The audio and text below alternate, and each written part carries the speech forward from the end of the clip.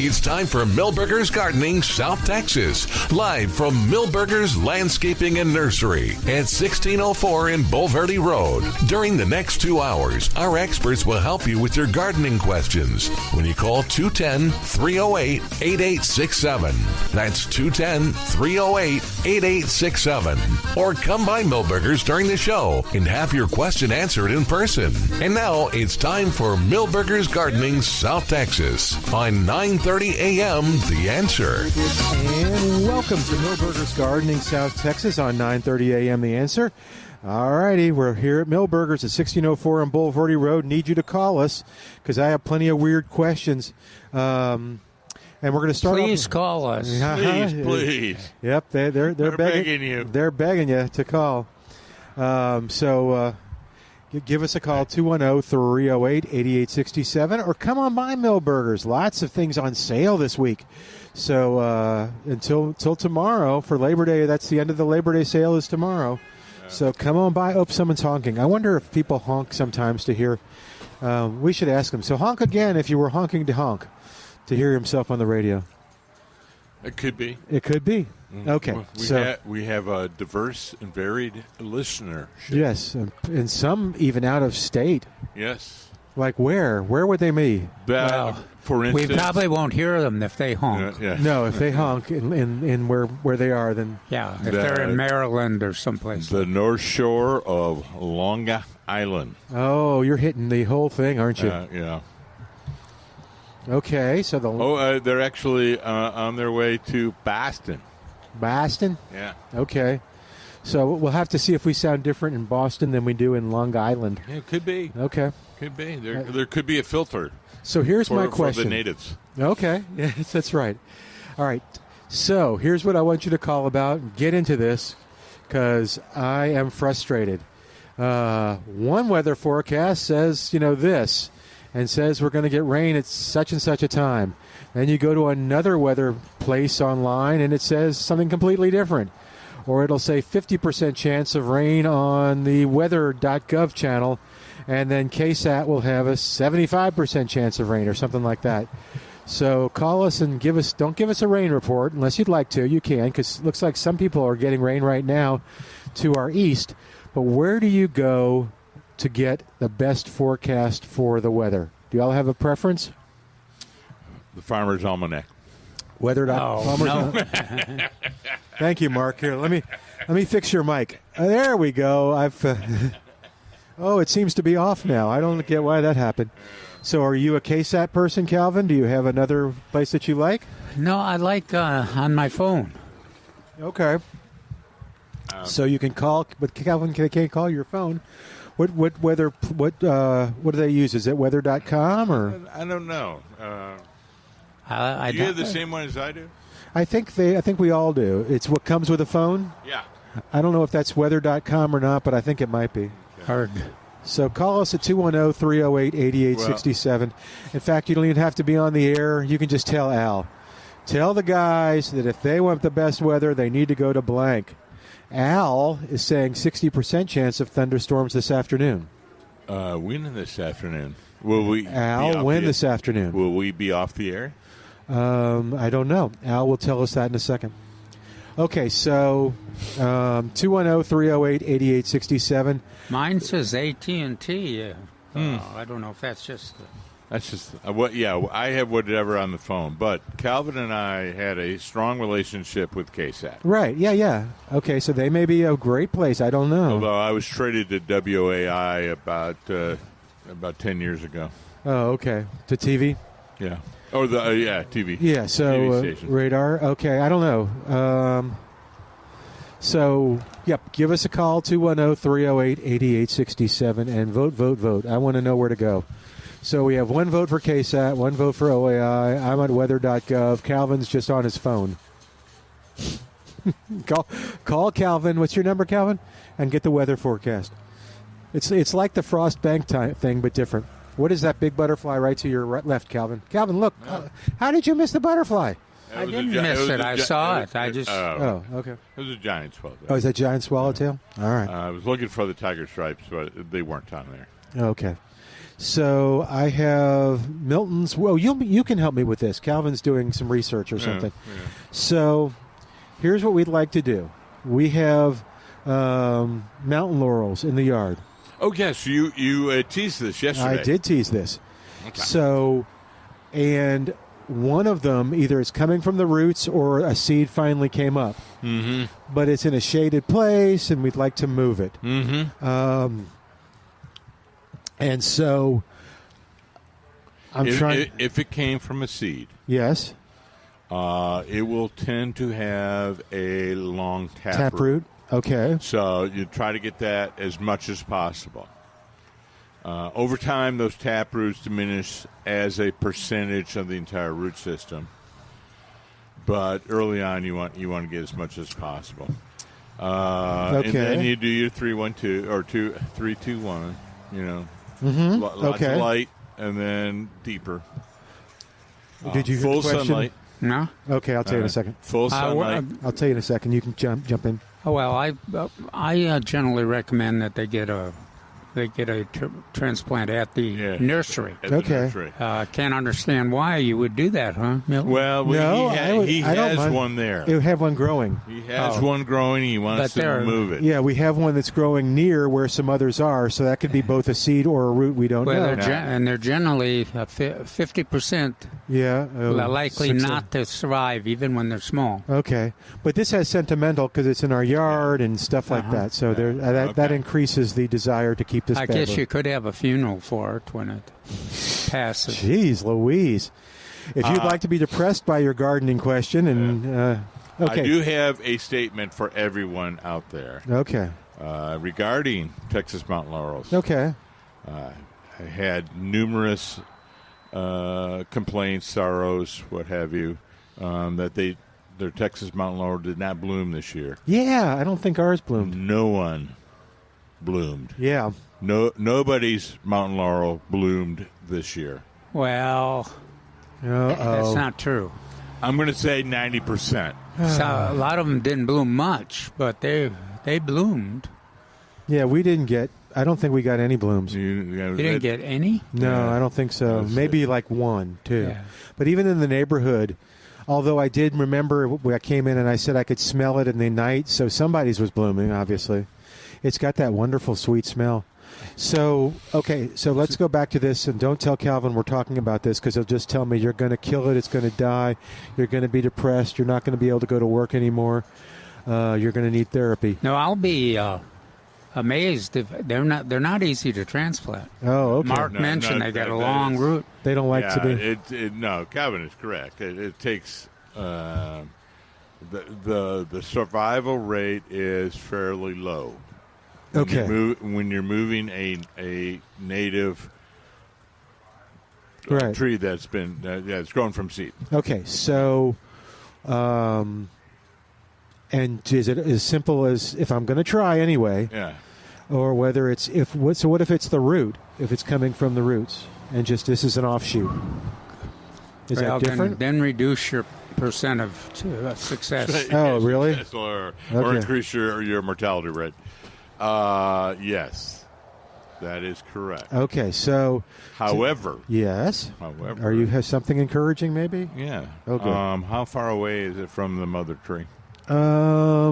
Maybe from the trunk of the mother tree, maybe 3 feet, 4 feet, not too far. Yeah. So it can be either. Yeah, that's what I agree. Yeah. So if it was 5 feet away, I would go unlikely that it'd be a root sprout. Oh, Is okay. it small still? It's about 1.5 feet tall. Oh, okay. Is that pretty big? Or is that that's actually you're reaching the limit. Okay, good. Yeah. That's a good size to move them. So literally just get under there, dig a hole, pop it out, and put it in a container? Get a sharpshooter. Okay. Where do I get a sharpshooter? At a store. I bet we sell them. Just at a Lowe's. Or Okay, we other sell big them, I'm box sure. stores, Yeah. Or here, Milburgers? yes, we do. What's that? They have them here. Yeah. But I just used a spade. They work pretty well. A little. Yeah. Oh, good. I have one of those. If it's good soil, they're. Okay.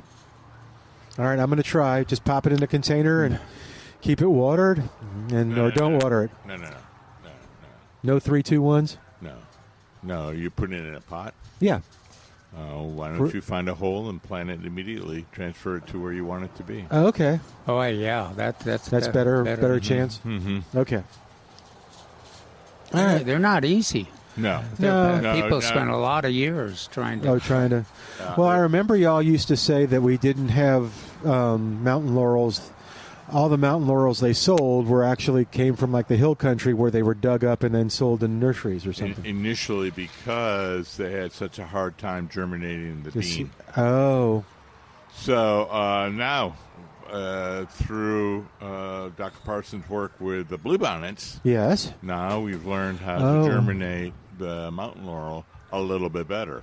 Yeah. And now, because of that, and the success rate for transplanting was so low that would almost exclusively have gone to potted plants from container-grown plants from seed. Oh, well, and the roots. The price has really gone down. Oh, has it? Right. Yeah. So that long taproot doesn't mind the plastic container that it's rooting in?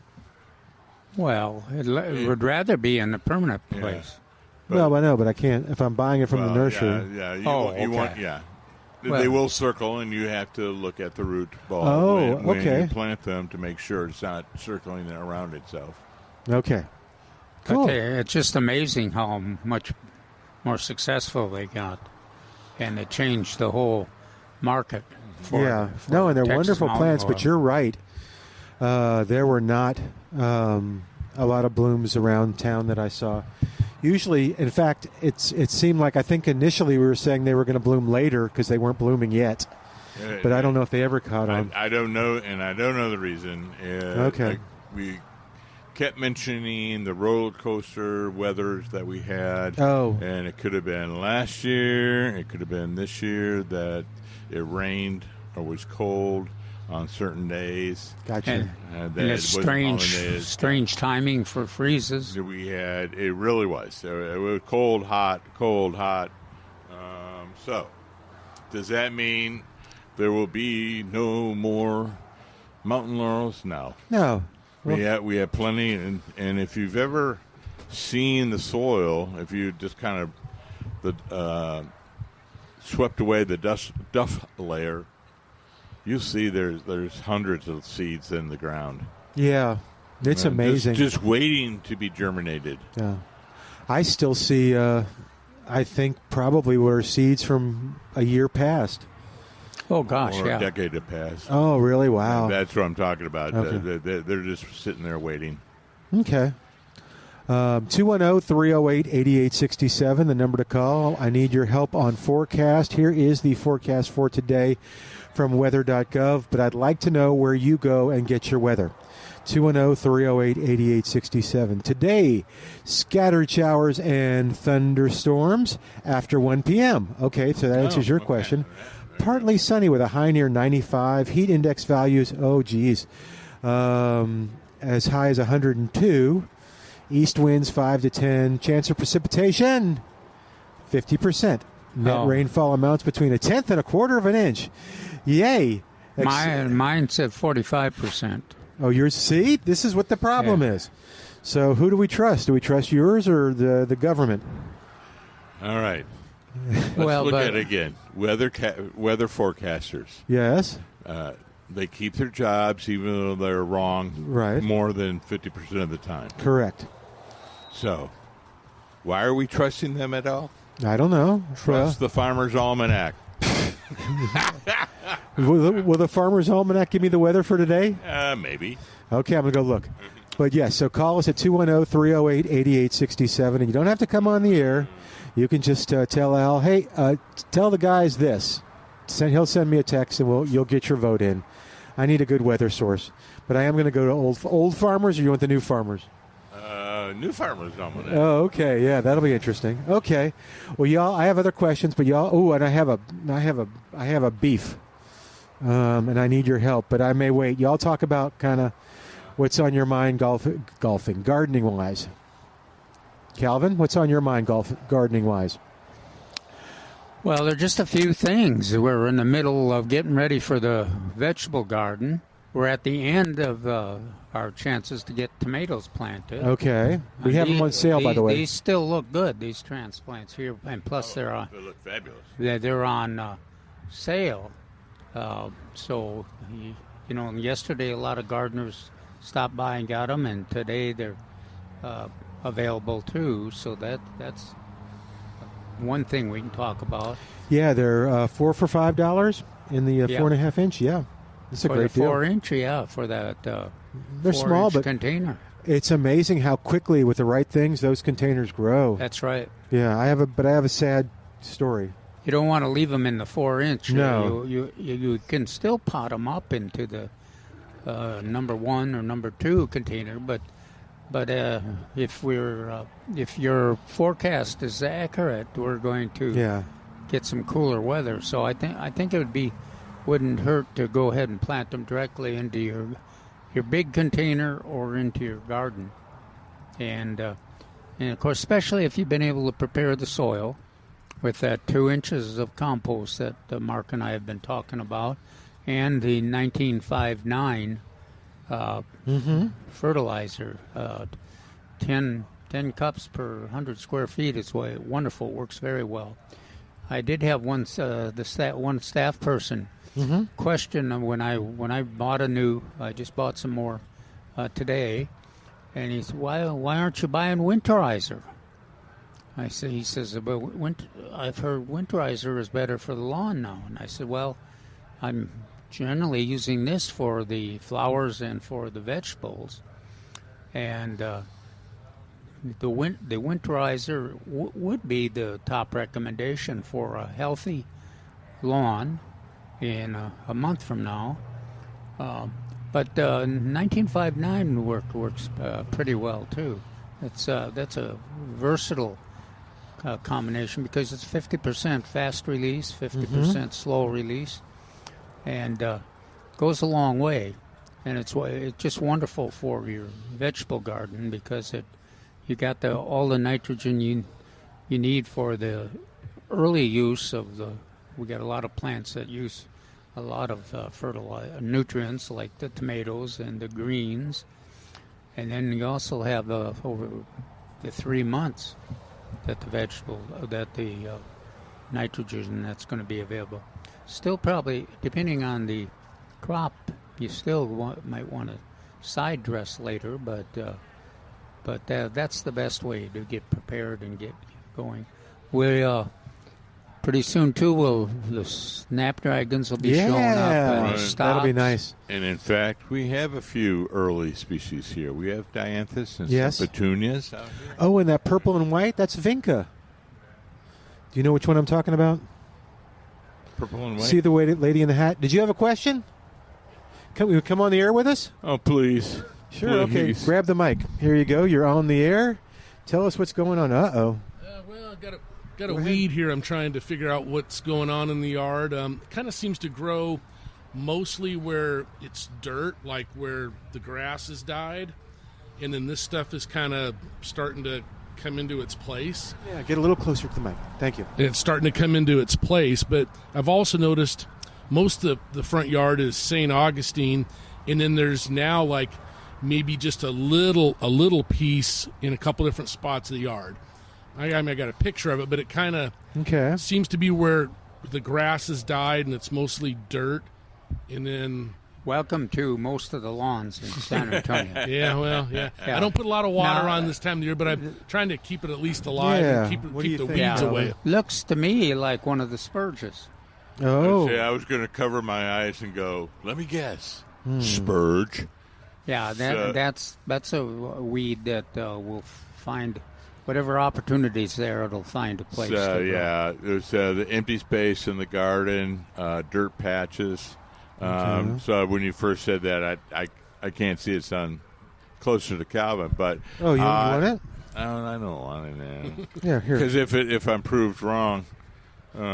Take all you want. Go ahead and splurge or spurge. I can bring more back later. It is. It's spurge. It's one of the spurges. Okay. So I mean, when you started saying that the empty spaces seems to be taken over, that's pretty classic spurge. Oh. How long has the lawn been looking a little tough? Excuse me? Is the lawn grass looking a little tough, did you say? Open areas? Mainly on the neighbor's edge because his yard's all dead. And then it's, there's about 3 feet of his property on my side. And there's, a lot of this. And I'm just trying to keep it from getting into the rest. Now, my backyard, which I really don't water at all, very seldom throughout the year, and it had a lot of it. And it seemed like when I sprayed a month ago, more of a brush type killer, like for poison ivy and woody type of stuff, that it's been turning. It's pretty much all brown now. Yeah, well, the spurge is tough to control because it does not. It's not really growing wildly in not a lot of green area. On the mic. I'm Thank sorry. you. It moves right along the ground. Yeah, I have noticed there's a couple of spots in the St. Augustine where there'll be just a little piece of it trying to grow up, and the lady inside thought that might have been the seed blew over into another part of the yard. Oh, yeah. When I was young, back in the last millennia. Yes. And I was pulling it up by hand in our yard, and it had a great deal of pleasure because I would find the main stem, and I would pull and turn at the same time, and you could pull up a whole big mass out of the yard. That's interesting. Out of the grass, and it goes, oh, look at that. So what should he do again if he wants to pull it? You grab a big hunk and you find the center stem. Okay. Oh. How much shade do you have? In that area, there's not really any shade at all. Sun. Oh, okay. Well, I think you're doing pretty well. I think you're just faced with that weather, and as long as you keep mowing and irrigate when you can, every 3 weeks at least. Yeah, if it ever starts to rain again, your St. Augustine will get in better shape. Yeah. Okay. All right. Hey, I appreciate you guys. Hey, thank you. Thanks, man. Thanks for coming on the air. Let's take a quick break. We'll be back in a moment. You can come by. Oh, hey, where do you get your weather from online? Oh. What's theweatherchannel.com? Okay, there we go. Thanks, man. I'm going to go try that in a minute, and I'll try the Old Farmers and the New Farmers Almanac. All right, and the Teen Farmers. Back in a moment on 9:30 a.m. The Answer. And welcome back to Milberger's Gardening, South Texas on 9:30 a.m. The Answer. Hey, it's a great day any day. This weekend, though, especially, to head to Pruski's Market on Highway 87. If you are looking for outstanding food to feed your family this weekend, if you're looking, they said fajitas were flying out the door. This is, whether you're getting the beef and you're making it on the grill, you're smoking it. Pruski's Market is going to have the people who know. You know what I'm saying? Yeah, you got it. You got to go. If you haven't been, you got to go try Pruski's on Highway 87 to get outstanding beef, poultry, sausage. The homemade sausage they have there is absolutely great. And Pruski's is open tomorrow, so don't worry about that. Just go on out and take advantage of that. You can get it early in the morning and bring it home. Just order it and talk to the butcher. And everybody there is super knowledgeable. Yes, sir. Did you want to say something? Well, Licking your lips. I was just thinking if you were going to potential to have some guests. Yes. And you could go in the morning and get one of those trays with the cheese and the special meat and cheese trays. Absolutely. Yeah, some of the special sausages. Yeah. Well, and what you can do with that too is you can call ahead on that and say, like you said, that's a good idea. Here, we're going to have people over tomorrow. I don't want to mess with it.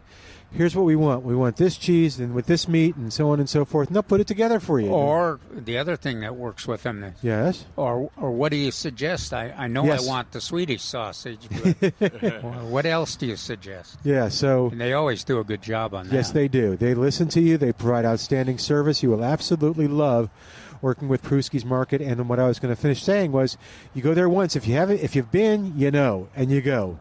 Ooh. They got a special chair set aside for Milton. That's right, they do. Been there so often. I get my own little chair. It's very nice. Yeah, you sit right in front of the counter. You can come ask me questions if I'm there.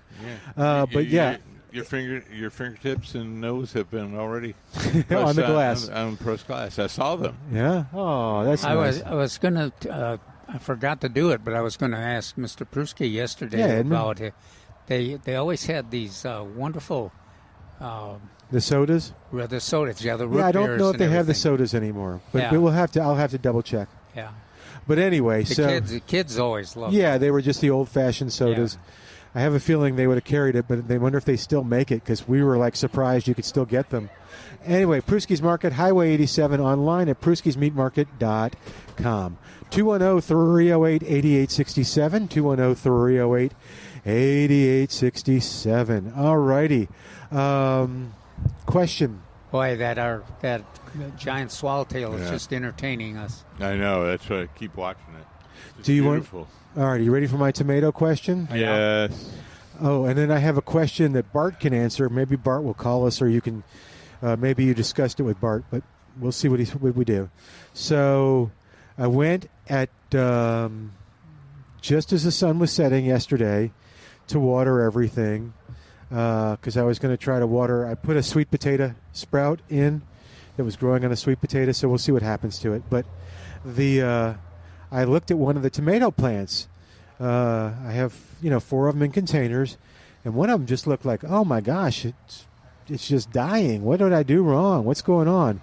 And then I see about a pinky length worm, maybe even a little longer, crawling up, or looked like a caterpillar crawling up the tomato. So I picked him off, put him on the ground, and I think I might have accidentally stepped on him. Oh. Is that the tomato hornworm? I didn't look at the... Well, what did it look like? Thin, look pencil thick. No, it's not. Black. Yeah. No. Oh, what was it? I don't know. Oh. Let me think about that. But a hornworm will be thick. Okay, wasn't thick. And light green, medium green. Yeah, and it has a nasty-looking face. And yes. It looks mean. And it has 2 little horns on the end. And quite often, they won't be laid. The eggs won't be laid until the plant's a little further along, because I always amazes me that you quite often don't find them until till they've eaten a lot of the foliage on the plant. But this one was dark. Yeah, it was dark. Well, of course it was dark outside too, but it wasn't that thick. It was, like I said, it was again. There was just one though, huh? Pinky, what's that? There was just one caterpillar. Yeah, one caterpillar, and that's all I saw. I looked on all the other ones too. I couldn't find anything. So my question is, will it come back? Will the tomato grow out of it, or is it? Well, if it's still green, it's still green. It hit a lot of tomato. Yeah, I think. No, I thought you were going to say that it's showing that black retreat, or that I described like a rust, but it's black. Oh, that we saw because of the caterpillar, or just because we saw on the ruby crushes a lot, or heard reports of it as well. In the heat. Oh, it's the heat issue. 100 degrees in 4-inch containers. Was pretty tough on tomato. So what we had is a lot of gardeners quickly retreated to potting up, and including me, and give a little more soil insulation there until the temperature got a little more reasonable, which it hasn't yet. But the other thing that happened though was just I think was Milton or Mark. You said that they're showing a lot of growth, and that gives them a lot of more capacity to deal with that heat. Okay. So it's basically time to get them in your permanent site. Well, I will take a picture of the caterpillar next time. Yeah. Right now we wouldn't recognize this because it's squished. I don't know. He was on the ground, and I walked away near him. So you didn't have any chickens to give it to us? That would have been great. We'd like to have chickens. I wonder if our buddy Patrick, who has the bees, has chickens too. 210-308-8867. All right, 210-308-8867. We have a vote for their preferred weather report source being Weather Nation. That's another one. So we have KSAT, Weather Nation, weather.gov.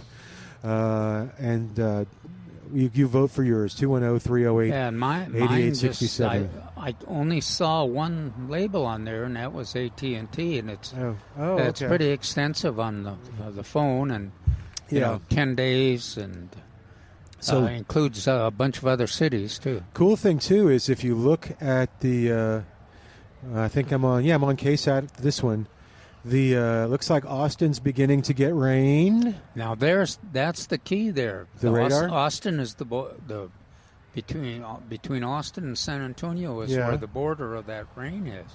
Oh, that would be heartbreaking. Coming down, yes. So that makes perfect sense. Oh, okay. Come on down. And it looks like it's coming down I-10 too, but it still hasn't reached Gonzales yet. But it's just I wonder if we just west of Houston. I wonder if the president would send us some National Guard people to get that storm down here. I don't know. You'll have to call him. Yeah. All right. Yeah, that would be really useful. Uh-huh. I'm going to let you just... Okay. 210-308-8867. 210-308. Well, I can get a free... If I go to the Old Farmer's Almanac, I can get a free 2-month weather forecast for San Antonio. August 1st through the 4th, a hurricane threat, according to the Old Farmer's Almanac. Okay. The 5th through the 14th, sunny, then isolated thunderstorms. 15th through the 17th, hot and sunny. Okay, well, they're calling a number for each week, pretty much. Wow, 18th through the 28th, that's 10 days. Isolated thunderstorms and warm. They didn't say hot, they said warm. 29th through the 31st is a tropical storm. Let's go all the way. Whoops, that was August. No, that was, why are they giving me August still? Okay, 1st and 2nd. So tomorrow. So they're already wrong about the hurricane. Because that would have been this week. Yeah. Now, I kind of miss the old days. How about you guys? Because we usually, when we would talk about the weather, we'd aggravate Steve. Yeah. And he would call us up and put us in a place. Say you're not a weather professional. Yeah. Stop trying to be. Yeah. Okay. All right. 210-308-8867. Want to help you with your gardening question. 210-308-8867. All right. What else, gentlemen, before I get to my other weird question? Well, as Calvin said, we're kind of in a transitory period here. We're getting our beds ready. We're planting our fall crops. Yeah. The lawn we're just before the fertilization time. But we still can add a pre-emergent if we so desire. Mm-hmm. Gosh, yeah. And I think that's a reasonable, especially if you had a lot of problem with winter weeds last year. I think because that bare soil that last gardener we talked to, that means that all those weed seeds are sitting in there ready for action. So if we get a little bit of rain, that's all it's going to take, and we'll have a lot of germination there. So if you want to prevent that, you want the rain to come, but you want to prevent the weeds taking over again, then you use the pre-emergent. And of course we've mentioned Crew, Dimension, Barricade. Kind of look at the label, confer with the label, and see which one best meets the needs. What you remember about the weeds you had last year, and that'll be effective in keep it under control. And then worry about fertilize a month from now, maybe, if you got a lawn grass that's doing pretty well. It's reasonable to fertilize. Yep, and it just reminded me, a lot of people from other parts of the country, they feel the need to overseed during the winter, overseed with a rye. Okay. And just remember that using a pre-emergent, you shouldn't overseed soon after, because your rye seed will not germinate, because the pre-emergent will prevent it from going up next year. Normally you don't do it until you don't overseed until it's really cold weather, and we're talking about doing the pre-emergent. Yeah. What about your wildflowers too, Milton? Oh yeah, they're absolutely. Is it time to put them in? Well, no. But it'll kill them. I say. Or prevent the seed from germinating. So do your pre-emergent now, and remember that you have to have a significant time period. I can't remember if it's 4 or 6 weeks. Maybe Calvin knows. Before you start adding your rye seed or more importantly your wildflower seeds. Oh, okay. Oh, after Boy, doing I'm the more pre-emergent? conservative. I think of it as like 3 months, but without. I was just saying, I don't really know, or I can't remember. So 3 months sounds good to me. All right. Or even if you've got when would you wildflower planting like you do. Yeah, we'll have to see if they come back. You probably wouldn't use a pre-emergent if you want, because your coreopsis is not going to come back. Oh, okay. Your bulbs will, your rain lilies will, but not. Are your oxbloods still coming up? Yeah. No. Oxbloods will come up too. Yeah, I wish I had some oxbloods. I don't know what happened to mine. They don't coming up. They don't like me. Well, they're a little early. They're a little what? Oh, a little annoying. A little early. Yeah. Oh, a little. We're waiting for those rain. September rain. Yeah, because then it'll kind of. And then they really pop up, just like rain lilies. Yeah, Okay. The ones that are coming up are the areas that I newly planted, and when I'm watering the containers there, Oh. I always just water down there in that little area, and that's the ones that are coming up a little early. All right. But they're wonderful. All right, 210-308-8867. Call us and tell us what's going on, or come on by Millburgers with your questions. Looks like we have the scouts here. So, and you said they're selling kettle corn? Yes. Or just popcorn in general? With there may be both, but my eyes alighted on the kettle corn. Oh, I got you. All righty, so we will take a break and come back in a moment. 210-308-8867. More of Millburgers Gardening South Texas coming up with Dr. Calvin Finch, Mark Peterson. I'm Milton Glueck, and this is 9:30 a.m. The Answer.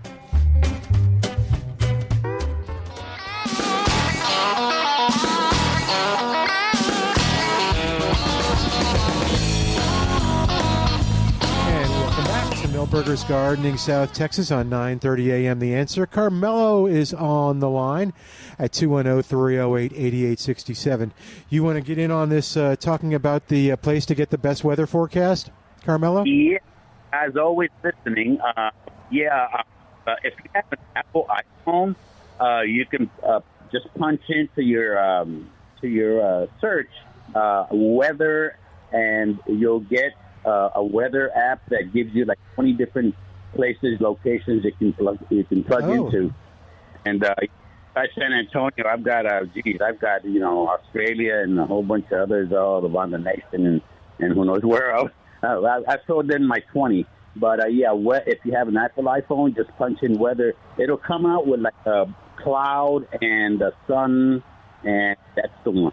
And It's absolutely free. Yeah, absolutely free. I looked up. There it is. Yeah, so I got it on my iPhone. San Antonio, it says, is currently 92 degrees. Yep. Talks about the flash flood watch. Doesn't show any rain. Nope. Until 5 o'clock. Is that what yours is showing too? Yeah. If you go all the way down to the bottom, it even has like I believe a little screen that you can pull up a radar map or something. Now, what is that? Oh, that's cool. That's the same one that marks on my phone. Yeah, you all have that too. Yeah. Look at the rain. And you can put in up to 20 locations. That's what I've got on mine. Yeah. Feels like 97. This is pretty good. It's pretty reliable, huh? Yeah, it's pretty good. Good. Well, thank you for calling. It's free. Yeah. I like my freebie. Are you a gardener too?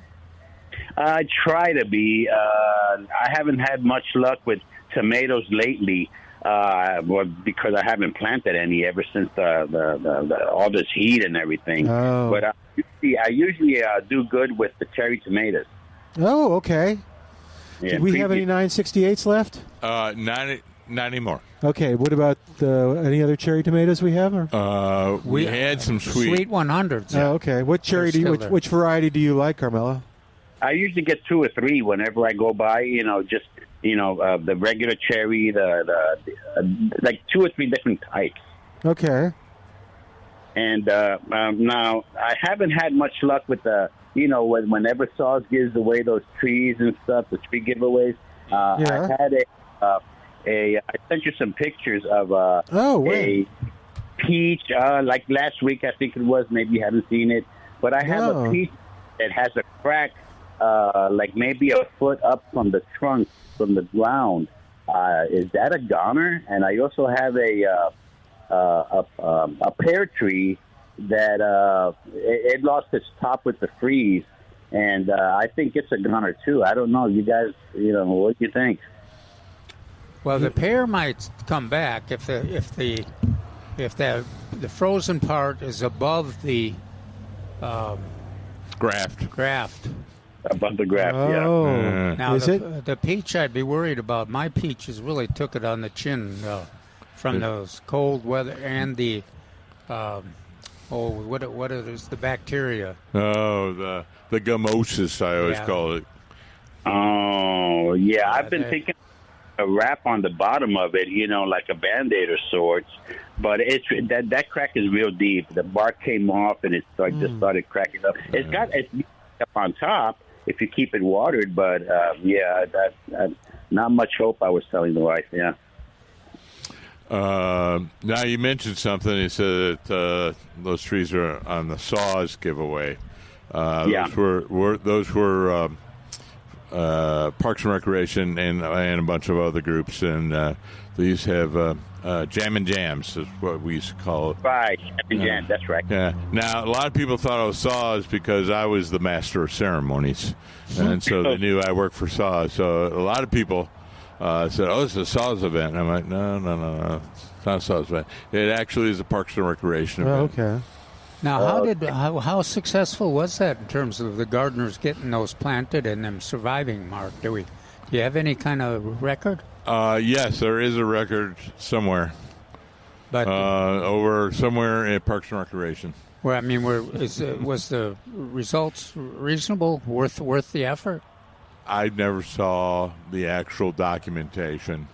It was a good event. We would plant or give away anywhere between 500 and 1,500 trees. Yeah. Now, this was a tough few years to get trees planted. So I haven't heard anybody call back. If anybody out there has had a fruit tree from the Jam and Jams events, I'd like to know about it. We have a couple of Changsha that survived over the years. And matter of fact, right now I think they're about maybe 15, 20 feet tall. And they're fruiting again, finally. I didn't get much fruit last year. And we picked up some calamondin from them. It's about maybe 10, 12 feet. And wow. And that one's got fruit on it, little marble size. And let's see, what else do we have? We have a Spanish oak or live oak that's doing real well. We have a Shumardi oak tree that's doing real well. In the front of the house, we've got a cedar elm that's also from the giveaways, and that one's real good. Wow, that sounds like a wonderful record. Yeah. You did very well there. Yes, so I would encourage everybody in the line going, Mark's favorites are citrus and fig. We had some fig would figs, be nice. And pear. Okay. And so you got a pear, so that was good. Yeah, we're trying to save it. It's now the what's coming out is coming out from the trunk, not from the. I'm sorry. Oh, you broke up. Your phone broke up right at the important part. What's coming up is what? What's coming out of the pear tree is not actually from the graft point. Is it at the base or is it? No, higher. Oh, good. Okay. Good. Then then a pear tree grows really fast too. Yeah. If that's the case, that's beyond the graft. It'll be back in shape within a couple of years. Okay, I trimmed all the dead wood off the tops of it lately, and that's fine. Gave it a little bit of azomite. I don't know if that'll help or not. And they're trying to take care of it to see. We had one little tiny pear that we got last year, from it, and we tried to, we tried to get into it, but it wasn't very good. but we're hoping that it'll survive as compared to the peach tree. Yeah, that crack looks real deep. Yeah. Well, as the saying is, I always warn people: is the best pears for our area are not necessarily the most tastiest. Oh. They're cooking pears, like Warren and Kiefer. Kiefer's Now, a big one. did you ever have any luck with Warren? I used to recommend it for years, and I tried to grow it, and It's on the list, and so yeah, and I mentioned it. Now I have gone in back and done a little research, but Warren is one of these trees you want to plant just maybe because it'll cross pollinate with the Kiefer, and maybe you get maybe you'll get more production. Yeah, for a while they were raving about its capabilities and the quality of its fruit, but I don't think we ever saw that in San Antonio. No, did you all give away a Warren, Mark? Yeah, those were they were That's what we varieties recommend. for this area. Oh, okay. And so Ayers, Warren. Mm-hmm. What was the one we just mentioned? Kiefer. Now, Kiefer was very productive, Yeah. and it's a wonderful cooking pear for sure. Mm-hmm. You get a lot of yield. The jam and jams we got was a Kiefer, and the peach that we got was a La Feliciana. Oh, okay. Okay. Yeah. It didn't work if you try to eat it with false teeth. Yeah. That was pretty tough. Pretty tough. For the pear. Okay. Pear. It actually tasted good. It just was real firm. Yeah. So the La Feliciana is always like what do we call it? The Chevy of the pear peach world. There's better ones, but the nurseries don't often produce or don't always produce all the ones we recommend, like Florida King, June Gold. Yeah. What's another one we like? June Gold. Some of the Royals. Yeah. Yeah. But the La Feliciana we always recommend. I always recommend La Feliciana because it's always there. It's producing. It's one of the problems is we're supposed to be high quality, but it's late in the season, so we have to put up with trying to keep it watered and the insects off of it. Yeah, it's later in the season. That's part of the problem. But that Florida King has always been the one I've had good luck with. All righty. Now we got to be one last question, if I can. Sure, quickly. Changsha, are they tangerines or are they mandarins? I'm always confused. They're tangerines.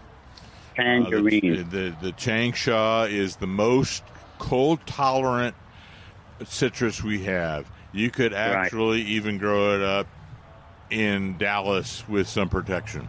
So it's a tangerine. It has the most seeds, unfortunately. That's right.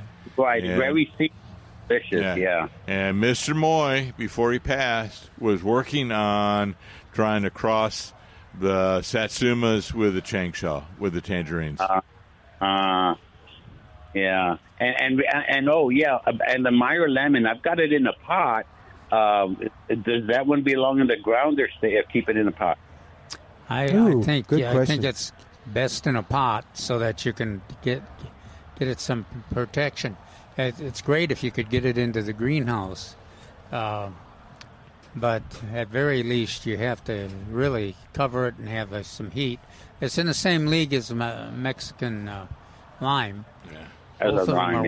Both of them wonderful and very attractive and high quality fruit.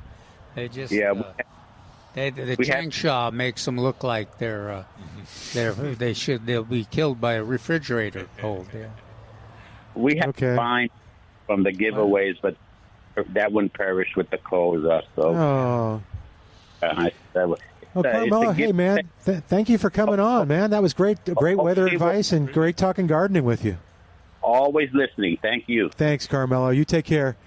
All right, that's great. You call us, too, right after the news. 210-308-8867. 210-308-8867. Tell us what's going on in your gardening world. I'm going to bounce off Carmelo's one of his topics in just a second after we get caught up with the news. So give us a call or come on out to Millburgers. It's gotten, it's I don't know why, but it doesn't seem to be quite as hot as it was. But I don't know. All right. Again, 210-308-8867. Let's get you caught up with the news and come back in just 1 second with more of Millburgers Gardening South Texas. Call us with your favorite weather thing. This was a good tip, but you got to have an iPhone, I imagine. But yeah, and Carmelo, email me that picture again. I don't know. I looked for it but couldn't find it. All right, back in a moment on 9:30 a.m. The Answer.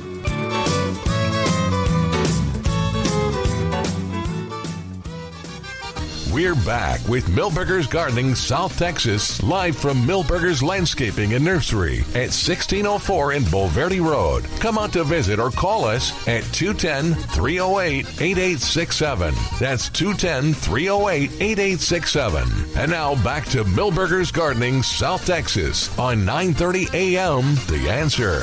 And welcome back to Millburgers Gardening South Texas on 9:30 a.m. The Answer. Milton Glueck, along with Dr. Calvin Finch, Mark Peterson. We're right here at Millburgers at 1604 on Bulverde Road. We'd love for you to come by and visit with us, or you call us at 210-308-8867. Great call from Carmelo. That was a good question because I was going to ask him this, and I'll explain why. You want me to explain why? Yeah. My question? Okay. Yeah. So my question, if you do a little bit of running around on the internet, your computer may be spying on you, because then you get, when you open up your laptop, you get curated articles, just especially based on your history of what you've searched for. So I got one that said 9 fruit trees that you can grow in a container. And I thought, I'm going to ask about that because I don't know. So one of them was lemons. Yeah. So you can grow lemons in a container? Oh, yeah. Okay, so I can grow lemons. If you protect them from the cold. Right. And of a certain size. Oh, this We is always recommend at least, 20 gallons. We prefer a half whiskey barrel. Yeah, half whiskey barrel. Oh, okay. Yeah, but the half plastic whiskey barrel size is a good size and a little easier to use than the wooden whiskey barrels. Oh, is it? Why? Yeah, because it's hard. Wooden whiskey barrels are hard to. They don't last a long time, and they're hard to move into the greenhouse. Okay. So, what varieties? If you're in San Antonio, what did he mention that he had? Because he was doing some. Well, he said he admires. Yeah, okay. That's Wow. And in then, a container? That's oh, great. Yeah. And the Mexican lime. Yeah. Okay. That's one of my favorites. Right. That's 2. Yeah. They were also showing peaches and pears, and that's like I've never heard us talk about container growing for. No, I'm not. I wouldn't recommend that. No. Okay. Now, were they promoting dwarf varieties? No. They frequently do that for apples.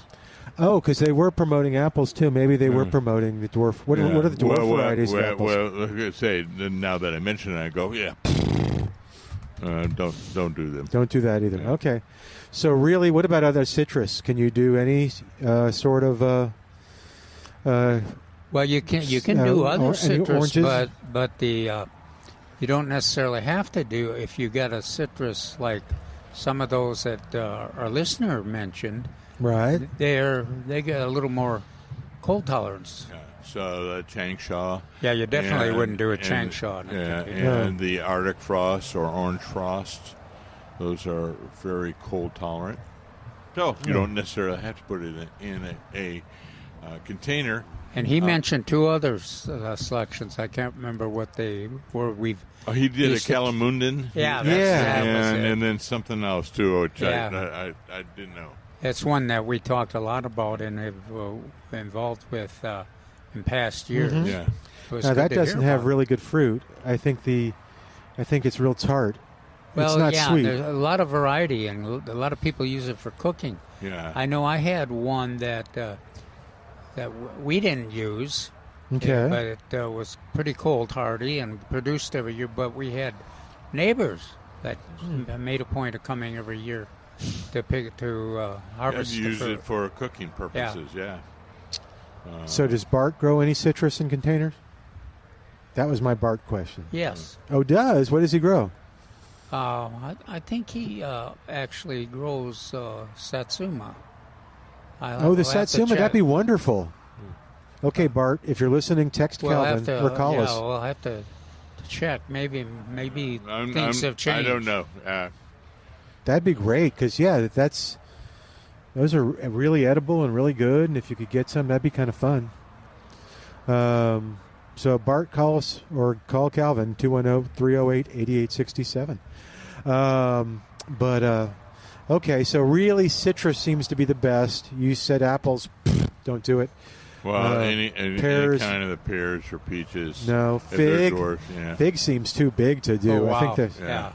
Yeah, it is. Okay. And again, and it's tough. They're tough. They're cold resistant. So the main purpose, unless you have a patio, the main purpose of growing these trees is to be able to protect or move.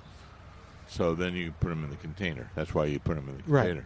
If you don't worry about frost, then you put them right in the ground. Okay. I guess so. That makes sense. Basket on the run. All right. Woohoo! Good catch. All right, 210-308-8867. I wonder if they'll catch us if they're listening to the thing. Okay. 210-308. I've done that since I've been hauling Darcy in the stroller. Oh, no. I occasionally will do that. I'll talking to a neighbor or something, and then I turn around and there's no stroller, and it's cruising down the road. Dad, I just had where a vision are you? just now. Yeah. All right, 210-308-8867, 210-308-8867. So if I don't do pre-emergent, is it too early to do wildflower seeds, like bluebonnet seeds? I would wait a little while. A little while longer? Okay. Yeah. The rule of thumb All right. is November. First couple of weeks of November. Oh, wow. Okay, that's much later than I thought. Yeah. Well, a lot of people will do it in October if Yeah, I the weather remember cooperates. Yeah.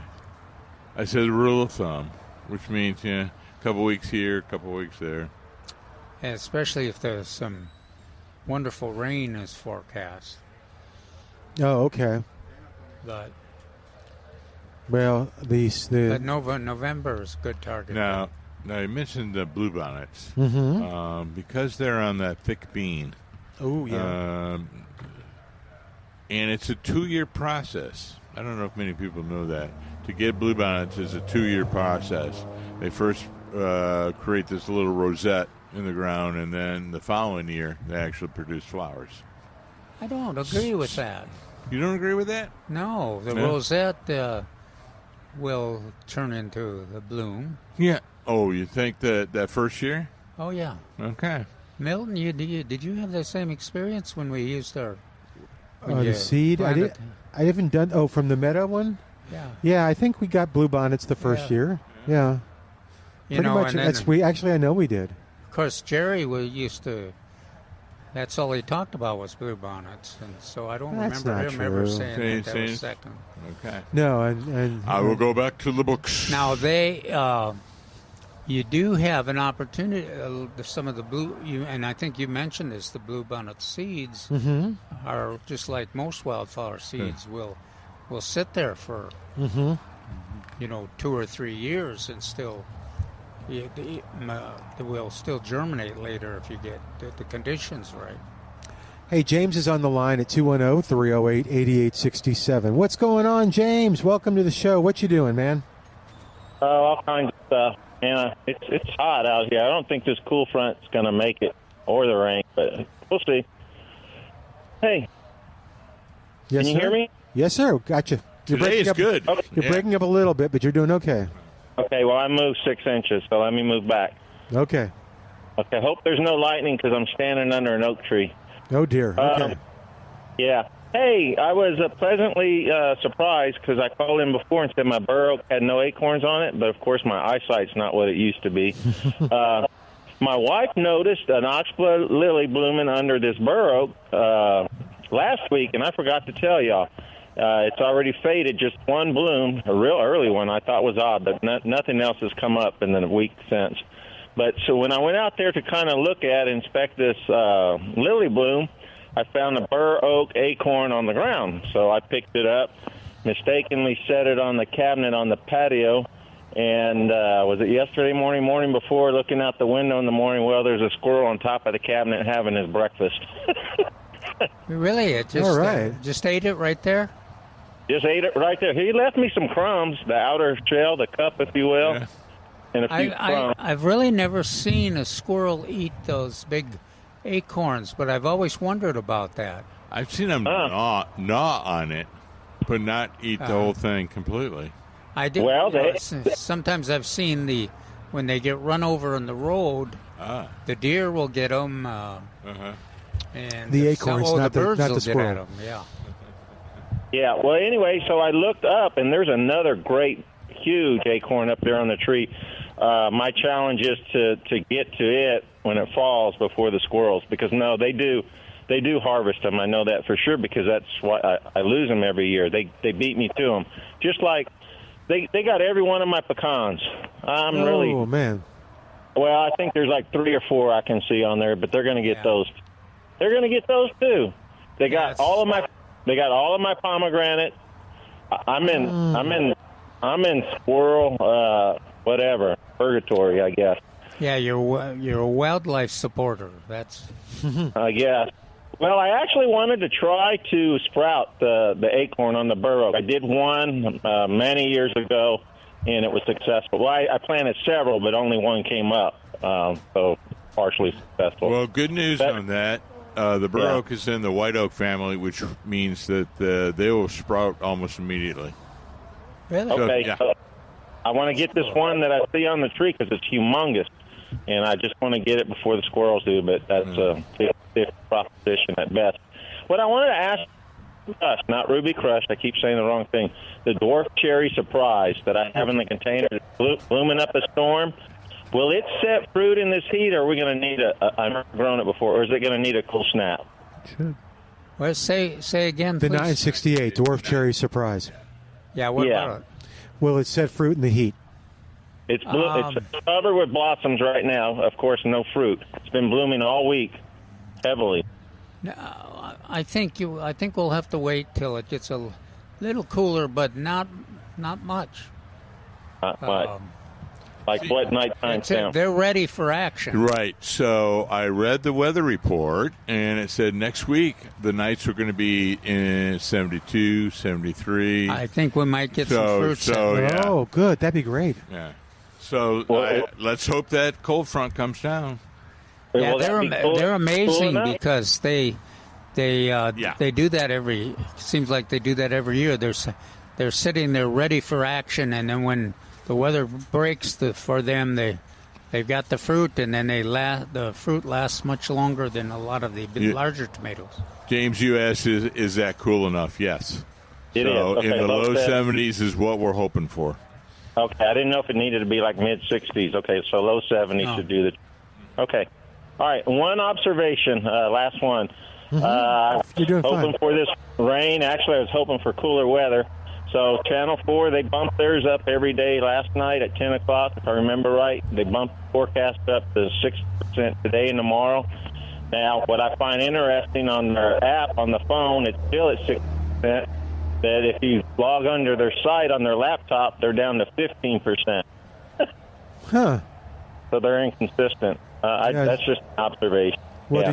did you hear my plea this morning about like, hey, where's the best place to get your weather? Since you rely on weather and stuff, where do you go? Is that where you go? Is Ken's? Well, I use WAI for the most part on my phone, and then there's another one called Weather Underground. Oh. But, yeah, I've used it for a long time because it's more localized. You can dial into weather stations that people have in your area if they register their weather station on the site, so you can get some closer predictions and temperatures and whatnot, rainfall reports. But they tend to be a little, what would you say, little on the high side when it comes to hot temps. That's one thing I don't like about it. But other than that, it's real good. The radar is real good, too. Like the Cool. radar. I'm going to go check it out now. Weather Underground. Yeah, I've been using that one for a few years now. Oh, yeah. And It's a good one. Did you send me, I don't know which James it was, did you send me the Sunrose, the baby Sunrose article? Yes, I did. Thank you, man. I'd never seen that flower before, but I learned about it. So you have one, correct? If I heard right. I don't know. I sent that to my wife, and she was like, that's not what we have. We got it as a gift, so I'll have to bring a picture of it and stuff. So maybe I'll send you a picture back of what we have. Right. You can tell me. Thank you, James. All right, pray Thanks, for rain. James. Yeah, man. Good. 210-308-8867. 210-308-8867. Marty, our man, is on the line at 210-308-8867. What's going on, Rio Grande, Marty? I'm here. How are you guys doing today? Good. How you doing? All right. Yes, I have a question. I was wondering, when is a good time to fertilize my lemon tree? I always think of February. Yeah. But Mark he's got more variation that you could take advantage of if the conditions are right. Right. So just for the landscape trees, we always say prune after the bloom, fertilize after the bloom. But does it apply to fruit trees, especially citrus? Because it's blooming in what, late February, March, right? More or less. Yeah, well, and sometimes it just keeps blooming all all summer long. Yeah. So, I think still the old-fashioned way of right before blooms is probably one of the better ways. Now, if it was peaches or plums, we would, and there wasn't much growth, right? And we would fertilize right now in the fall. If there was at least a foot or 18 inches of new growth, then you'd wait and fertilize in February. Okay. But, gosh, there wasn't, at least in the peach trees I've seen, there wasn't much growth at all. And then there was a lot of damage from the freeze. But now, let me ask you. But I think the citrus February, you're pretty safe. Yeah. Would you use the 1959 and say Osmocote, or just one or the other? I would, if it was in a container, I'd use Osmocote, and I would use 1959 if it was in the garden. Oh, okay. Well, this one is in a container. Yeah, then Osmocote's safer. Okay, and do we do like Dr. Parsons would say, put copious amounts? You can with Osmocote. Okay. But I think in terms of half a cup for a half whiskey barrel. Marcus, what do you think? I think that's good. So oftentimes I spread the copious amounts over time. Okay. So I may use copious amounts, but I'm not spreading it over a while, over a month or so. A month or so. Okay. Hey, well, thanks so much. I really appreciate the great advice as always. Thank you, Marty. We enjoy talking to you again. Glad to have you back. Take care. Okay, all right. Bye-bye. 210-308-8867. 210-308-8867. It looks like, according to James's suggestion of Weather Underground, which is WUNDER, W Underground, 31% chance of rain today. So that's rapping. What's that? Let's pick one that's got a better percentage. Okay. Let's pick one of the information we. As long as it's uncertainty, let's pick one that's optimistic. All right, Carl, don't go anyplace. You're up next on Milberger's Gardening, South Texas. Right after this on 9:30 a.m. The Answer. Welcome back to Milberger's Gardening, South Texas on 9:30 a.m. The Answer. 210-308-8867. 8867 is our number, and we're going to talk to Carl now, who's called us. What's going on, Carl? Welcome to Milberger's Gardening, South Texas. What's going on, man? Thank you. A few months ago, we had a storm come through, and I had a tree that had been in the ground about 2 years, and it snapped it off about 18 inches up, and it was a couple inches in diameter. And these little sprouts came out from it, and now they're as tall as the tree was. But I don't know if it's worth trying to find one of those and make it the main trunk, or if I just need to get rid of it and put another one in and deal with it that way. Keep the sprouts. What kind of tree was it? Yeah, that was the first question. I don't think he knows. Okay. Do you know what kind of tree it was? It has like a silver smooth bark. The leaves are pointed and they're dark on one side, silvery green on the other. Okay. Now, see, that changes everything. You may want to send us a picture, too. Yeah, it sounds like a silver maple. Oh. No, it's not a maple. Okay, good. Yeah, I don't know if I were to tell you a Mexican Monterey. My wife was looking at those. She was looking at a couple of other trees.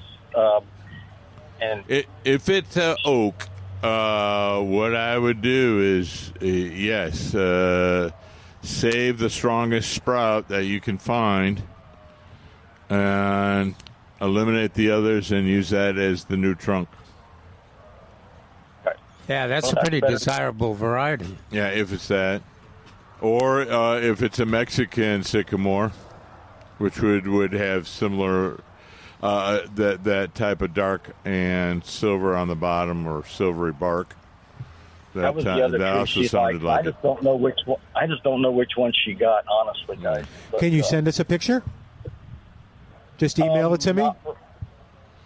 I probably could, but it would be an hour or so before I get back to Castro. Oh, I got you. Okay, well, send it anyway. Maybe we'll do our best, but send it just to Milton at KLUP.com. But yes, sir. Go ahead, Cal. Well, I was just saying, don't cut it down until you determine. But I'm with Mark on that. Both of those varieties are desirable and will recover, and are great trees for this area. The root system is the most important part of a tree in South Texas. So you have, sounds like you had a really good root system, and it's rebounding very well. So keep it. Keep the tree. No, I thought it did great because in the last 2 months since it broke, one of those sprouts is already over 6 foot tall. I mean, it just took off. Yeah. Gosh, it took off. Thank you, guys. I appreciate your time. Yeah, Carl, thanks for coming, man.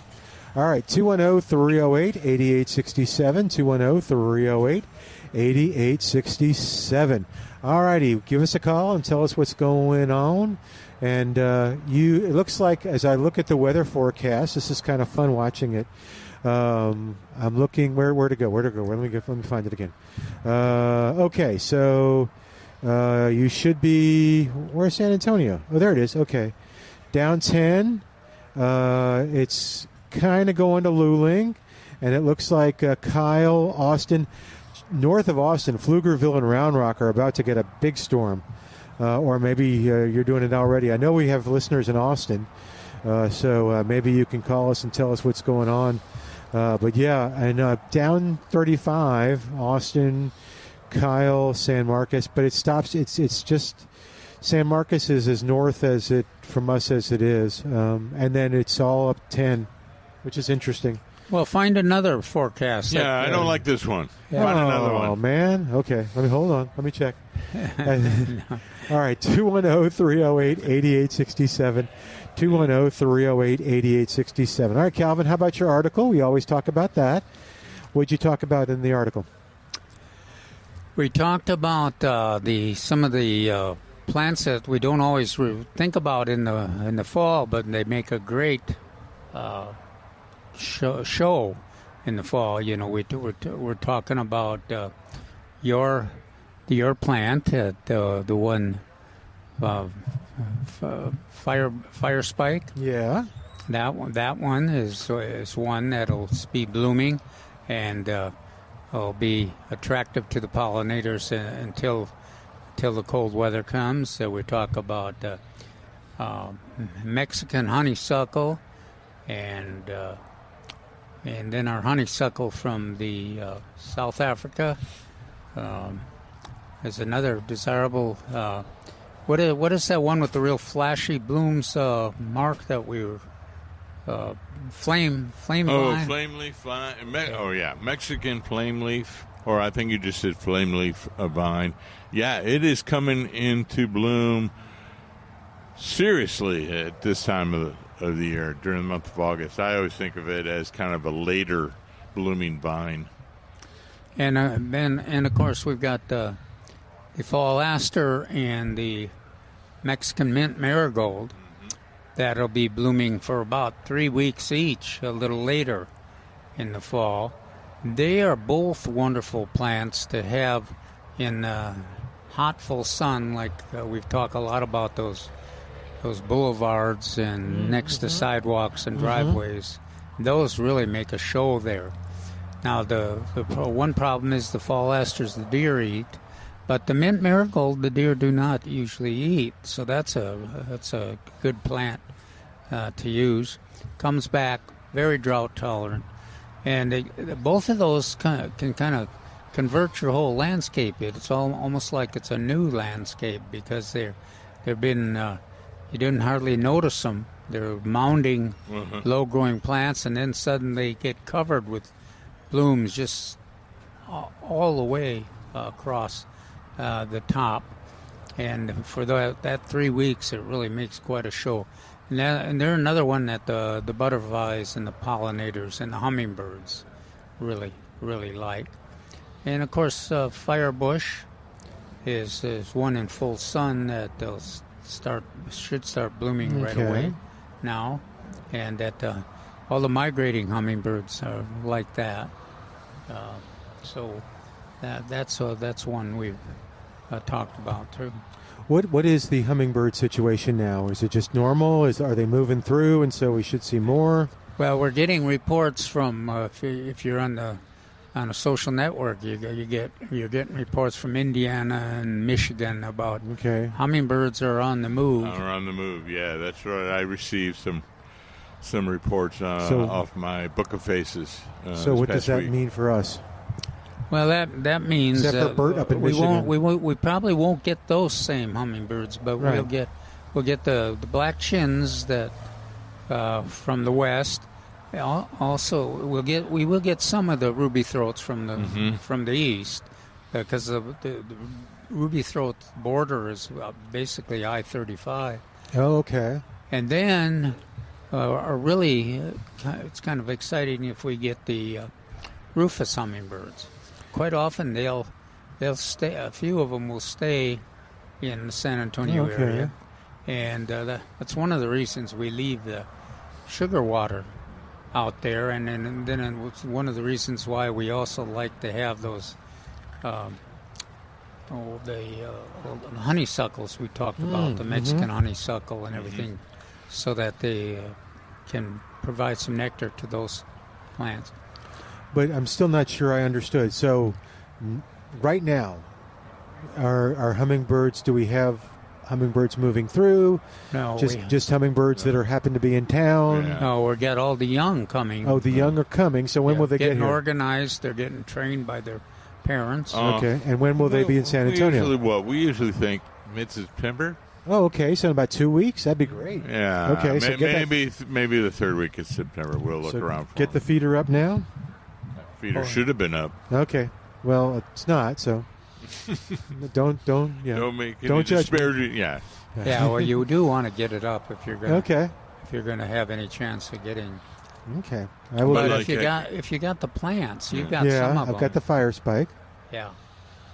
You've got those plants too. You'll get just the thing about the sugar water feeders are that they kind of concentrate. You can expect, especially this year, you can expect the hummingbirds to be there every day, and you get the black chin right now.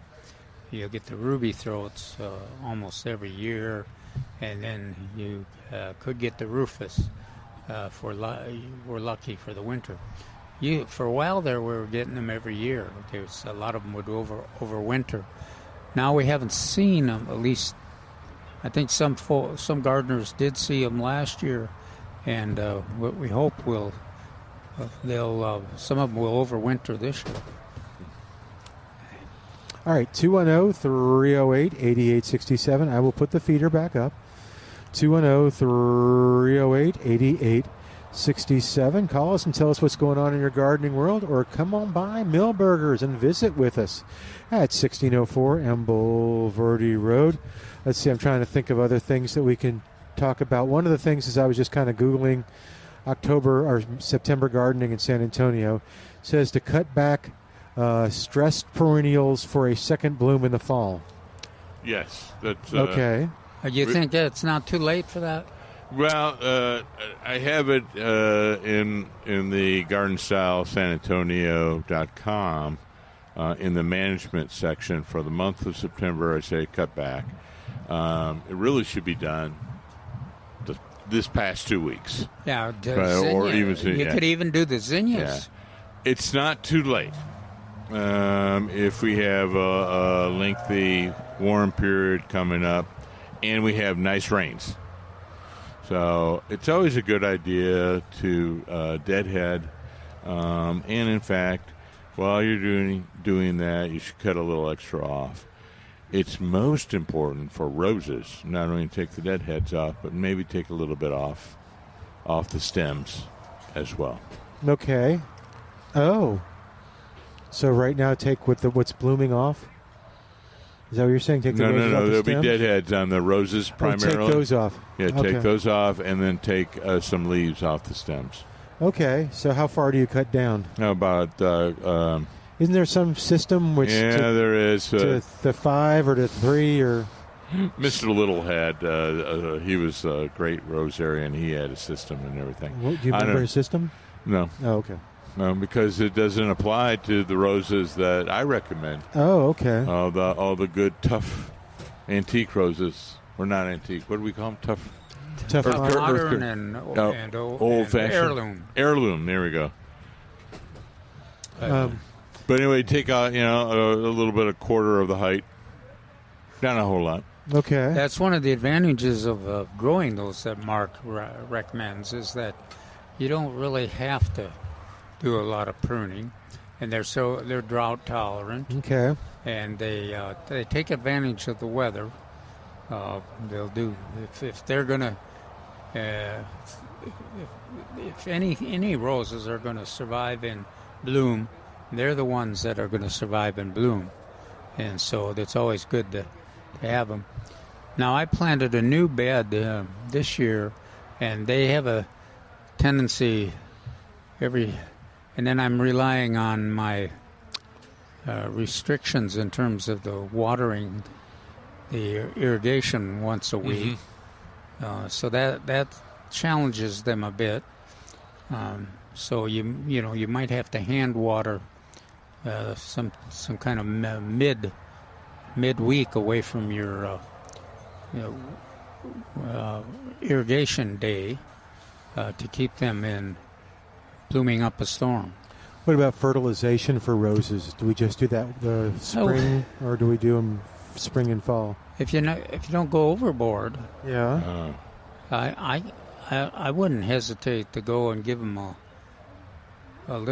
little bit now, but if they're looking good and the foliage is doing fine, you wouldn't have to, but a little bit, like half a cup. Yeah. Okay. Less is going to be more in this case. All right. So if they're looking good, because you don't want them to be actively growing and real healthy in the wintertime. Oh. You just want to give them a little growth, a little blooming, this fall. Yeah, and if you don't have access to enough water, really doesn't. You don't want to fertilize too much. Okay. You want them to have a little bloom. You want them to survive, look good. Yeah. But you don't want to maximize growth when we're putting up with this kind of weather and the restrictions. Okay. Good to know. I'm trying to think of anything else. We were talking about deadheading perennials and cutting them down. Right. So This is generally we do it in August, but you whoops. can also do it in September. It's still August. Yes, Do it today. that's what I say. It is. It's. I wrote that management activity for both August and September. Now there's a gardener over there taking pictures of your butterflies, Milton. Oh, is he? Oh, okay. She, yeah. Is she? will. Yeah. We'll ask her to. Look how bold that queen is. They don't care. I'll show Mark my picture. Yeah. But yeah, let's take a quick break. And then 210-308-8867, 210-308-8867. Give us a call. Tell us what's going on in your gardening world on 9:30 a.m. And this is Milberger's Gardening, South Texas, on The Answer.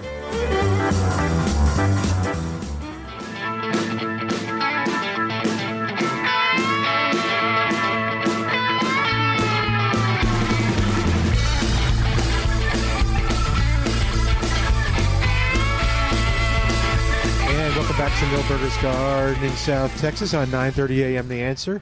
Okay, remember the mystery plant I talked about yesterday? I took this picture, but I'm not sure how good it is. So, okay. How good the plant or how good the photo? How good the photo is. It looked good when I took it. So, here, I'll show Calvin. Does that look familiar to you at all? Yeah, that looks to me like that. I want to say little cucumber, the little.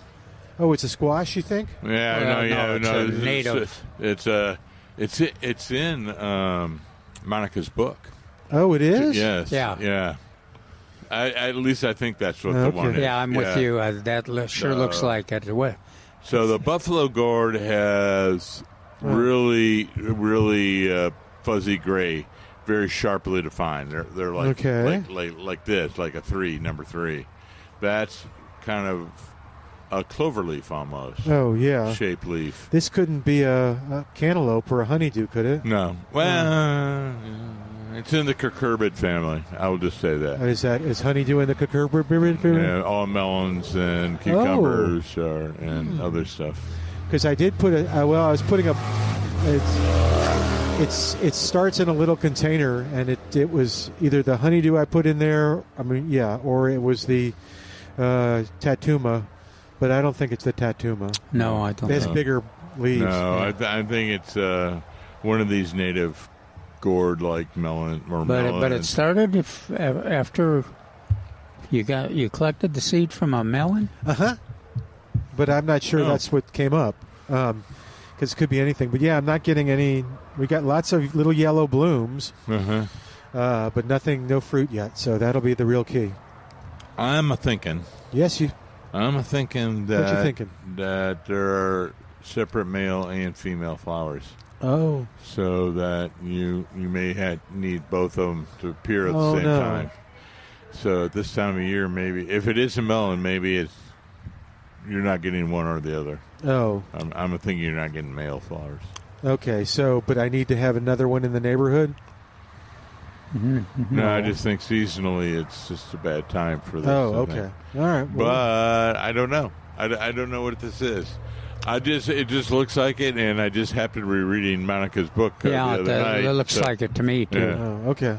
So but based on your evidence, there, it's more. I didn't plant more anything. likely that it would be a cantaloupe, but yeah, these things are smaller than a fist and have little stripes on them.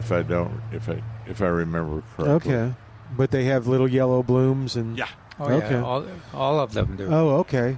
So I wonder. But are you telling me that if I just have one plant, it's either male or female? No, It's not self-pollinating. These types of plants have a male, like a squash. Oh, has a male and female flower on the same plant. Oh, okay, and good. They have to. But you're saying I may not have male. Be present at the same time. I got you. Okay, so we'll see. So they start. I think they usually start with the males, but yeah, I think so too. Do you have enough experience with like cantaloupe or these kind of things to know about how long before I'd see anything? Like a fruit? No, I would just eat them. No. I've got. No, I did not. I have no idea. Oh, you just eat them. I just eat them. Okay. All right. If you grow cantaloupe, call me 210-308-8867, and you can help. 210-308-8867. I'm betting Chalmette Burt has grown cantaloupe. I'm just saying.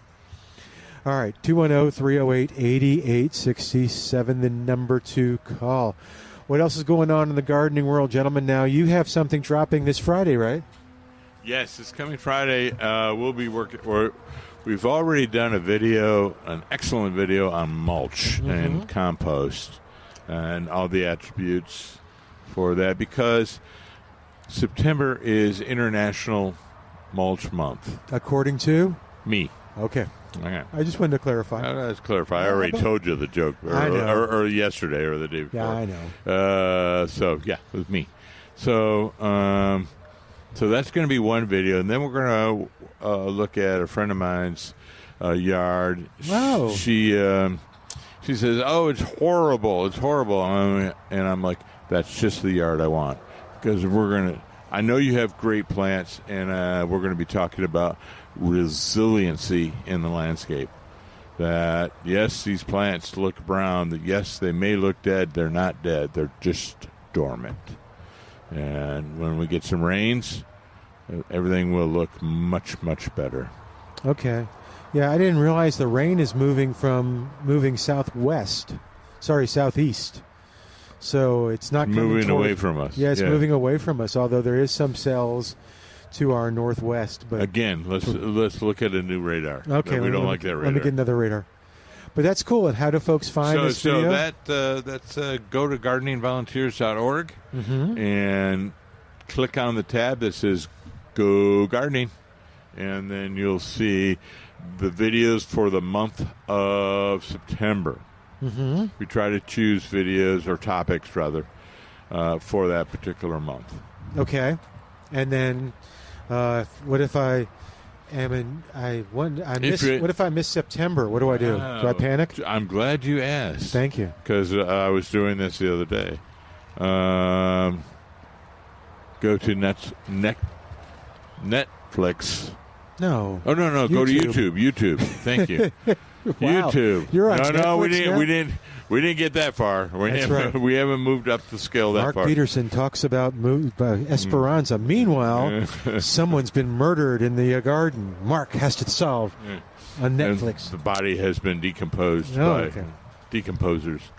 YouTube. Milton's correct. Thank you. It's okay. And you just you go to YouTube and you put in the Go Gardening, and you can see all this season, last season, and the season before. We are in season 4, but you can see all the seasons. Okay. And you can see the progression of the beard. Oh, okay. That's exciting. Yeah. There you go. I have another question, but we may have to. Well, is the meeting of gardening volunteers of South Texas this week? This upcoming week? No, that was last week, and I forgot to tell you. It's the end of August? No. It's the third Monday. The third Monday. Yeah. Oh, okay, cool. Well, we'll talk about it next week. Patrick is on the line at 210-308-8867. Hey, Patrick, what's going on? Hi there. We had several red oaks die in the neighborhood, including mine in the front of our house, mature red oaks. So I replaced it with a sycamore tree. It's been out there now about 6 months, and it just doesn't look right. I have a bur oak that's growing in a whiskey barrel that's about 6 foot high. Do you think I should go ahead and just pull up the sycamore because it's maybe not native to this area or whatever, and put the bur oak in its place? Whereabouts do you live? North Castle Hills. Yeah. The reason I asked that, a bur oak likes deep soil like a pecan. Oh, okay. Yeah, you could try it. Yeah. Try it. The sycamore, unless it's a Mexican sycamore, I would keep that in other parts of town or areas which have more soil as well. All righty. Well, thank you much. All right. All right, bye-bye. Thanks for waiting, sir. All right, 210-308-8867. Anything else going on gardening-wise this week? Or you were going to say something? I was just going to briefly say a lot of those red oaks which died or had large limbs were Shumard red oaks, which is a species more that is native to more areas more east of here. And of course, required more rain. Okay. Of course, a lot of the China berries, a lot of those have bit the dust. Oh, man. And a lot of pecans. Yeah, pecans, it's been tough. A lot of the sycamores that are not native to this area. Okay. So anyway, hey, let's be on a positive note. Rain is on its way, right? Right, sure. Right? Sure. Yeah. Okay. What about, so are there any gardening groups meeting this first week of the month?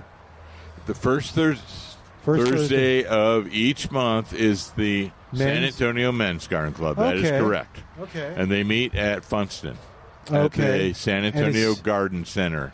And that one is in the evening, right? That is at 6:30.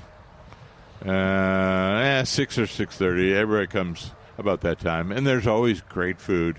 Okay. And a good speaker, and you can find that on their website. Okay. And the website, do you remember it off the top of your head? No, I don't. Okay, I'll look it up. But yeah, so that's, and they don't do tool sharpening though. No. Okay. But that's, you were going to do the thing. Yeah, I was going to tell Milton about the when the meeting was, so he could get his tools sharpened. Actually, I was going to take his tools. Yeah, to it was get very them nice of him to do that, but he keeps forgetting. That's suspicious, isn't it, Calvin?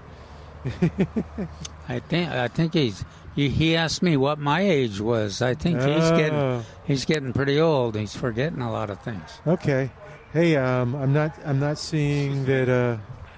I see the August 7th meeting. So if you're on the Men's Garden Club, put it up. In October, Monarch Butterfly and Pollinator Festival in Brackenridge Park. Yes, are you going to be a part of that? No, that was Monica. Yes, it's Monica's Pollinator Ranch. She organizes that with many organizations, including SAWS. And in the past, SAWS has provided a plant. And right next to the zoo, in that little park right there, in that cul-de-sac type area, is down in that area. And like I said, lots of vendors. In the past, SAWS has provided a plant. Oh, okay, cool. So we'll have to check that out, because that's when did I say that was? October. See, it's on a Saturday, and it's right during our program. Oh, okay. All righty, 210-308 means we can't go, but other people can go and listen to the show as you're going. Should we get Monica on to talk about it? That would be lovely. Okay, we can. I bet she'll come on and talk about it. All righty, no more time. I'm told no more time for calls, but just two. Well, I won't even give the number out again. But yeah, come on out to Millburgers, the sale that we were talking about with so many items. I'm just going to read off the names. Gold Star Esperanza on sale. Bougainvillea is on sale. Agave cactus is on sale. Tomatoes. Yes, tomatoes. What's the price on the tomatoes? 4 for $5. Yep. So, and it's a good one. He knows his stuff. I know. That's pretty good. Fruit trees. We talked about that earlier. Yeah. Let's see. Plums, nectarines, pears, peaches, apples. 15% off in the number 5 pot. Xylosma on sale in the number 3. And lots of great things to feature. Bullbine. A big sale on Bullbine. The number 1 pot is $6.88, regularly $9.99. So come on by Millburgers. There's stepping stones, foxtail ferns. I mean, I'm just reading all this. So yeah, and I'm still not through. They're not on sale, but we have a wonderful supply of tropical milkweed. Yeah. And the queens bring your phone for camera taking pictures. Advantage of them, getting the nectar. Look good, and they'll be ready for the monarchs when they show up, and the migration should be any day now. Oh, okay. We'll have to get Mary to give us a report next Saturday, even from the Certified Butterfly Garden. Mark, last thing, this made me, your comment about pulling the spurge. Yes. Made me very delightful. Yeah, and pulling the hackberry. Some of them come out easily. Some of them come out with where you're pulling this long root. He doesn't look that tough that he can pull those hackberries. Yep. It makes you feel like very accomplished when it is ripping out of the ground, and you get like 2.5 satisfying 2.5 feet of root. It's like okay. So anything else, Calvin? Article, Calvin? Anything coming up, real quick? We got about half a minute. Nope. Okay. We Compost, covered a lot of the Calvin, big issues. Calvin composted today. Turned that tractor Compost. on. Just, and Compost, mulch. I bet Bart knows Compost. you were doing the. I'm sure tractor. my neighbors Yeah, I was gonna loved say. it when I got up that early. And That's what I was teasing you about. Bart, did you hear the tractor? Text us. Okay, we'll say goodbye. We're back here next Saturday. Come visit Millburgers. I'm Milton Glueck. On behalf of Mark and Calvin, thanks to Al doing a great job. Thanks to you for listening. See you next time on Millburgers Gardening South Texas on 9:30 a.m. The Answer.